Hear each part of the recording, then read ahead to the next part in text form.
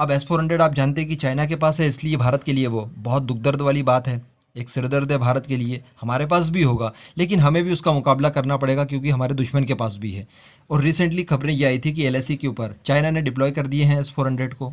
ऐसी परिस्थिति में भारत के पास तगड़ा हथियार चाहिए, जो कि हमारे पास रुद्रम मिसाइल का है। लेकिन दोस्तों, इससे भी ज़्यादा बड़ी मिसाइल जो कि है रुद्रम 2। वैसे हम लोग रुद्रम 3 पर भी काम कर रहे हैं, आने वाले समय में रुद्रम 4 पर भी काम करेंगे, पूरी फैमिली बनाएंगे इसकी, ठीक है, ताकि S-400 या फिर S-500 या फिर दुनिया का कोई और एयर डिफेंस सिस्टम क्यों ना हो, कितना भी स्ट्रांग क्यों ना हो, हम अपनी मिसाइल को इतना स्ट्रांग बना लेंगे कि वो किसी भी एयर डिफेंस सिस्टम को पंगु बना पाएगी। तो दोस्तों, खबर इसी से रिलेटेड निकल कर आ रही है। दरअसल भारत के DRDO ने प्राइवेट फर्म्स को एक इन्विटेशन दिया है। किस लिए?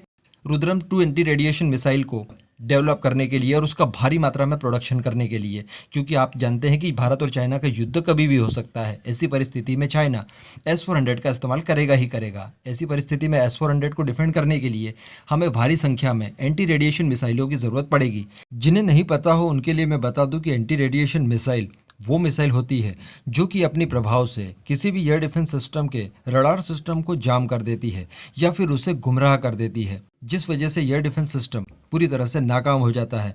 क्योंकि आप सब जानते ही हैं, एयर डिफेंस सिस्टम तभी काम करेगा जब उसे उसका रडार सिस्टम सिग्नल देगा कि कोई फ्लाइंग ऑब्जेक्ट हमारी टेरिटरी में घुस रहा है। अगर आपने उसके रडार सिस्टम को ही जाम कर दिया या फिर भ्रमित कर दिया, तो वो किसी भी सूरत में एयर डिफेंस सिस्टम को सिग्नल नहीं भेज पाएगा। और ऐसी परिस्थिति में हमारा कोई भी फ्लाइंग ऑब्जेक्ट, फिर वो मिसाइल हो या फिर फाइटर जेट हो, चाइना की टेरिटरी में घुस पाएंगे। और मैं आपको बता दूं दोस्तों कि जो एंटी रेडिएशन मिसाइल है भारत के पास, वो बहुत प्रभावी है। वो किसी भी रडार सिस्टम को जाम कर सकती है। हाँ, इसके लिए हमें साथ में कोई एडिशनल मिसाइल भी फायर करनी पड़ेगी, लाइक ब्रह्मोस वगैरह को आप ले लीजिए। ऐसी परिस्थिति में भारत चाइना के S-400 को पूरी तरह से पंगु बना पाएगा।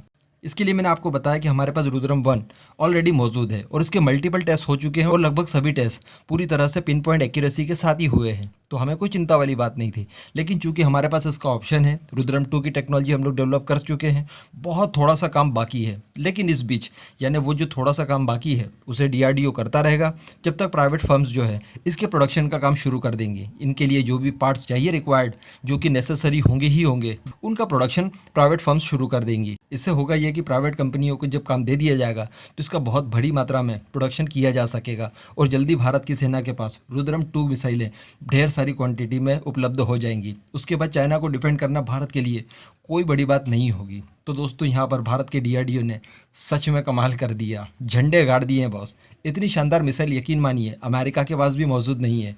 और समय में मैंने आपको बताया रुद्रम 3 आएगी, 4 भी आएगी, तो उनसे और ज़्यादा एक्सपेक्टेशन हमारी बढ़ जाती है।